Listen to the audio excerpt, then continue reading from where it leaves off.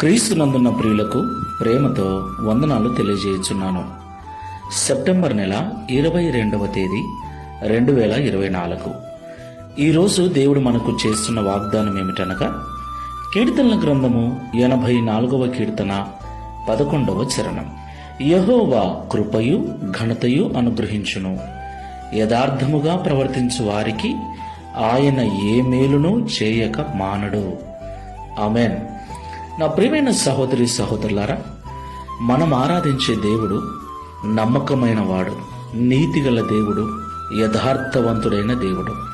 ఆయన వలె ఎవరైతే ఈ లోకంలో నీతిగా, నమ్మకంగా, యథార్థంగా జీవిస్తూ ఉన్నారో వారిని నిశ్చయముగా దేవుడు ఆశీర్వదిస్తాడు. యథార్థ హృదయులను, యథార్థవంతులను బలపరచటానికి యెహోవా కనుదృష్టి లోకమందంతటా సంచారము చేయుచున్నదని పరిశుద్ధ గ్రంథమైన బైబిల్ సెలవిస్తూ ఉంది. కాబట్టి ఈ మాటలు వింటున్న ప్రియ సహోదరి సహోదరుడా, మేలు కలగాలని, మంచి కలగాలని మనమందరం కూడా కోరుకుంటూ ఉంటాం. మన చుట్టూ ఉన్న వారి మధ్యన ఘనతగా, గొప్పగా జీవించాలని కూడా ఆశపడుతూ ఉంటాం.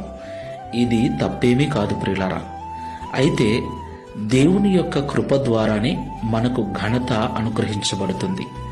అలాగే మనము దేవుని దృష్టికి యథార్థవంతులముగా, ఎలాంటి నటనా జీవితము లేకుండా అవునంటే అవును, కాదంటే కాదు అన్నటువంటి ఖచ్చితమైన జీవితాన్ని మనము జీవించినట్లయితే దేవుడు ఈ లోకంలో మనకు కావలసిన ప్రతి మేలును అనుగ్రహించి తన కృప ద్వారా మనకు ఘనతను అనుగ్రహిస్తాడు.